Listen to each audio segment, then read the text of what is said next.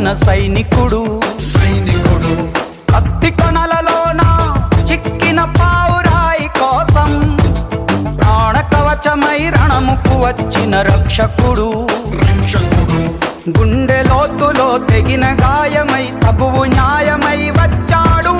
కంచు కోటలో రాకుమారి పెదవంచులపై చిరునవ్వవుతాడు. వీడే వీడే నీ తక్షణ రక్షణ లక్ష్యకుడే. వీడే